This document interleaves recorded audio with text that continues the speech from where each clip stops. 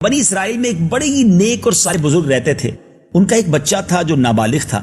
ان کے پاس ایک گائے کی بچیا تھی، چھوٹی سی گائے تھی، اور ان کی جب وفات کا وقت قریب آیا تو انہوں نے اس بچیا کو ایک ویرانے میں جا کر، ایک جنگل میں جا کر اس طرح اللہ تعالیٰ کی بارگاہ میں امانت کے طور پر چھوڑ دیا، اور اللہ عز و جل سے عرض کی کہ اے اللہ، میں اس وقت تک یہ تیری امانت میں دیتا ہوں جب تک میرا بچہ نابالغ ہے.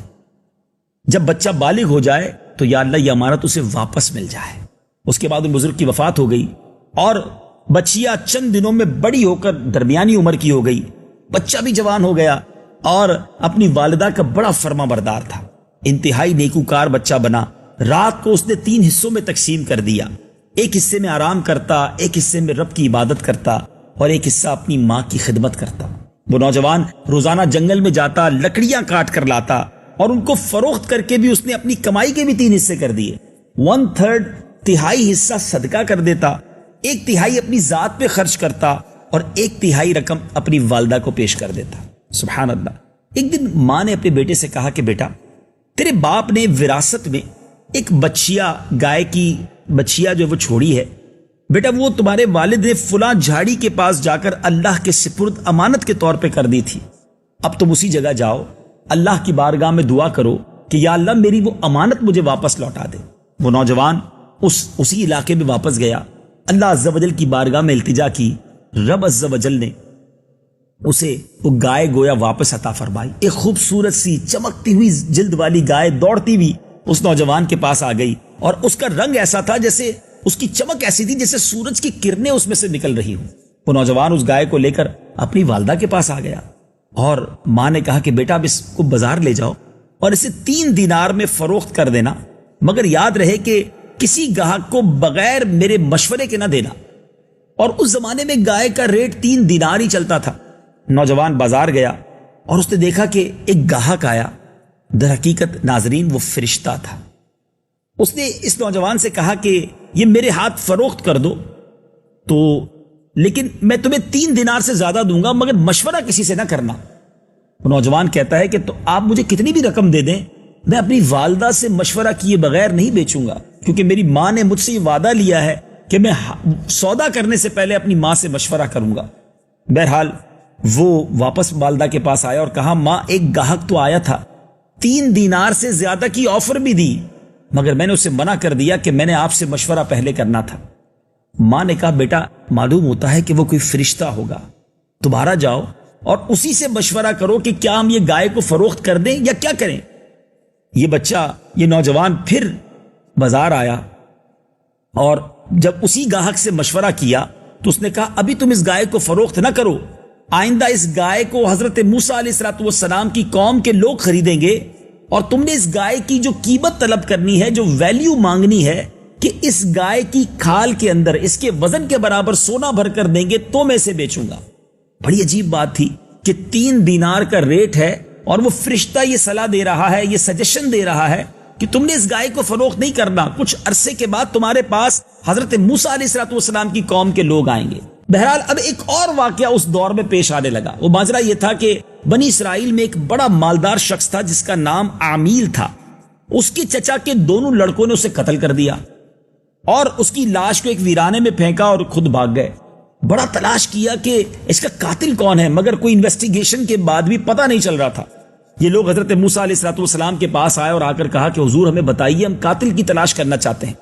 حضرت موسیٰ علیہ السلام نے انہیں کہا کہ ایک گائے کو ذبح کرو، اس کی زبان یا دم کی ہڈی کو لاش پر مارو، وہ زندہ ہو کر خود ہی تمہیں اپنا قاتل بتا دے گی.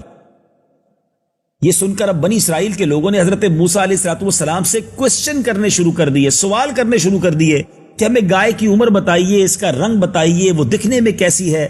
وہ سوال کرتے گئے، آپ جواب دیتے گئے، لیکن یعنی آپ سمجھتے ہیں ناظرین کہ اگر نیرو سرچ جس کو کہتے ہیں، اتنے کوسچن کیے کہ بالآخر جب حضرت موسیٰ علیہ السلام نے ساری تفصیل بتائی، اور یہ ساری تفصیل قرآن میں موجود ہے، وہاں ایک ہی گائے ایسی تھی جس کا رنگ، جس کے بارے میں جو بھی قرآن نے بیان کیا، حضرت موسیٰ علیہ السلام نے جو ان لوگوں کے سامنے بیان کیا، اب اس جیسی ایک ہی گائے تھی. مالدار شخص تھا، قاتل کی تلاش تھی. بہرحال اس گائے کو وہ نوجوان تک پہنچ گئے اور کہا میں یہ گائے بیچ دو.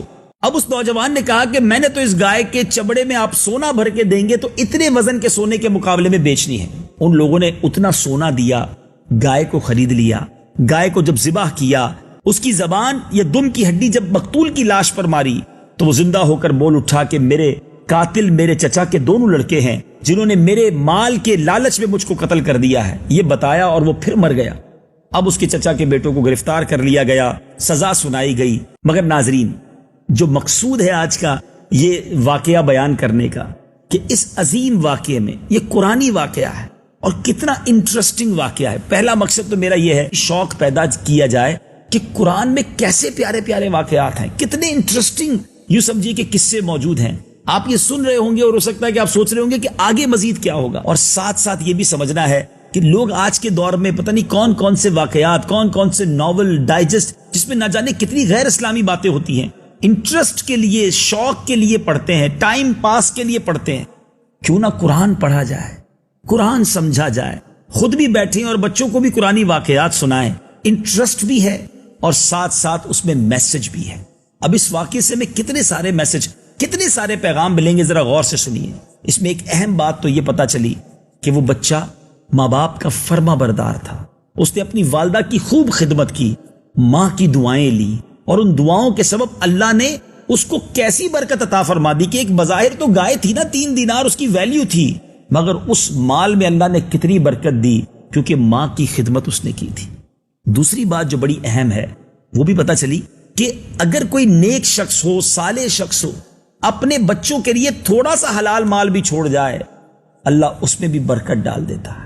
بعض اوقات لوگ بہت زیادہ کمانے کی کوشش کرتے ہیں کہ بچوں کے لیے چھوڑ کر جانا ہے اور اس تمیز کو اٹھا دیتے ہیں کہ حلال کما رہے ہیں یا حرام کما رہے ہیں, اور اس حلال اور حرام کی تمیز اٹھانے کی وجہ سے مال تو بہت جمع ہو جاتا ہے, مگر بعد میں ہم نے یہ بھی دیکھا کہ والد نے کروڑوں روپے چھوڑے, پیچھے بچوں کی تربیت نہ کی, مال بھی حرام کا تھا, بچوں نے اسے جوئے میں اور برے کاموں میں اڑا دیا اور سارے کلاش ہو گئے. اتنا سارا مال ختم ہوتے بھی دیکھا, اور تھوڑے مال میں برکت کیسے ہوتی ہے یہ بھی آپ دیکھ لیجئے. اس واقعے سے ایک اور انٹرسٹنگ سبق یہ ملتا ہے کہ اللہ تبارک و تعالیٰ کے احکامات میں, شریعت کے احکامات میں بحث کرنا, کریدنا, بہت زیادہ سوال کرنا, یہ بعض اوقات ڈیفیکلٹ کر دیتا ہے معاملے کو. ایک اور حدیث سے اس بات کو سمجھیے کہ ایک بار نبی پاک علیہ الصلوۃ والسلام نے صحابہ کرام کے سامنے ارشاد فرمایا کہ حج کرنا فرض ہے. صحابہ کرام میں سے کسی نے عرض کی حضور کیا ہر سال کرنا ہے؟ نبی پاک خاموش رہے. دوبارہ سوال کیا, حضور کیا ہر سال کرنا ہے؟ پیارے آقا علیہ الصلوۃ والسلام نے فرمایا نہیں, اور پھر ساتھ یہ فرمایا کہ اگر میں کہہ دیتا ہاں تو ہر سال فرض ہو جاتا. تو یہاں یہ پتا چلا کہ جب شریعت کا کوئی حکم پہنچ جائے تو ہر چیز میں بہت زیادہ بحث کرنا, ڈیٹیل میں جانا, کوشچن کریٹ کرنا, لاجک تلاش کرنا, یہ ہمارا کام نہیں ہے. ہم اللہ کے بندے ہیں. نبی پاک کے ذریعے ہم تک جو احکام پہنچے, قرآنی جو احکام پہنچے, ہمیں آمنا و صدقنا کہنا چاہیے, ہمیں لبیک کہنا چاہیے, ہمیں اس پر عمل کرنا چاہیے.